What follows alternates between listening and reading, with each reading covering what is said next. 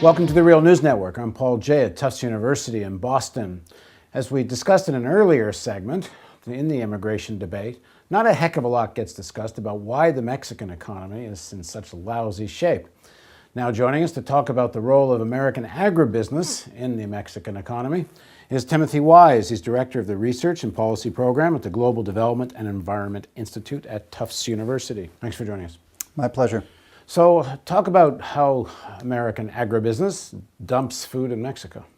Well, I did a recent study that looked for the Woodrow Wilson Center in Washington that looked at asked the simple question: to what extent have U.S. agricultural policies, agricultural subsidies, and other forms of support given to U.S. agriculture, what effect have those had on Mexican farmers, with exports increasing dramatically to Mexico from the United States under NAFTA?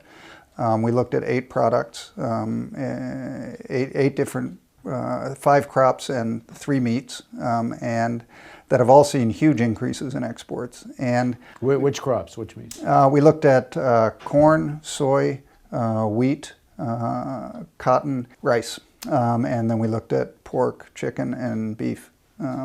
All have seen dramatic increases in exports from all over 100%, some as high as 700% increases. Increases during the period post-NAFTA? From the early 90s until recent years, which is basically the NAFTA period.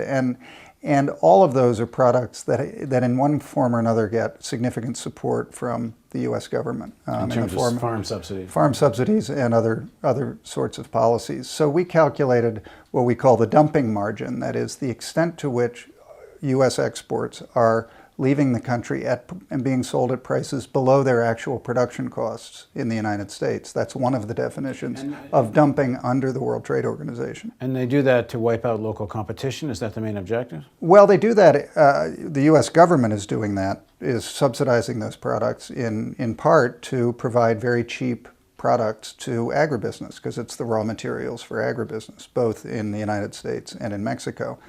The exports go because the United States is looking, U.S. companies are looking for market share and looking to expand their market share in Mexico, and NAFTA gave them that opportunity by decreasing protection. So when you say below the cost of production, it's because of the subsidies?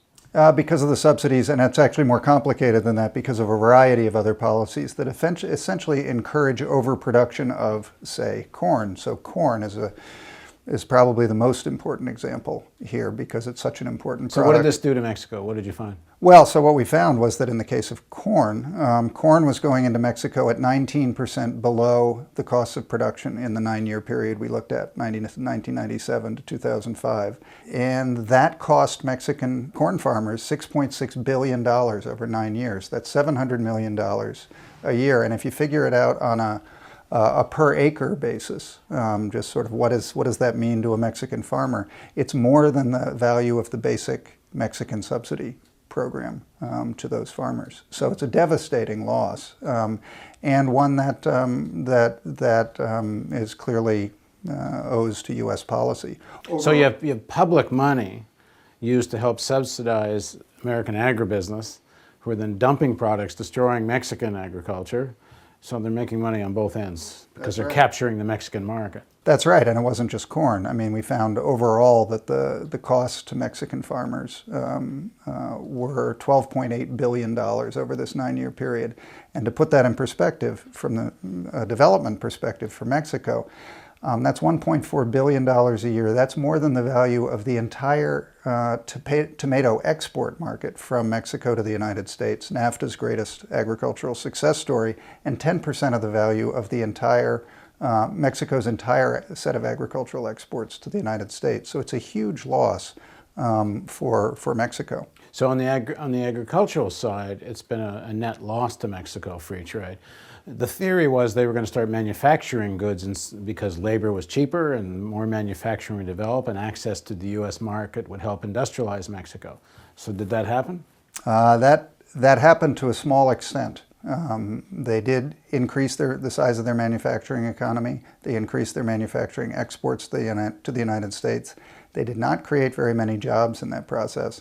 And now a lot of those jobs and operations that were created are under threat, have either already moved to China in search of even cheaper wages, or they're under threat to move to China.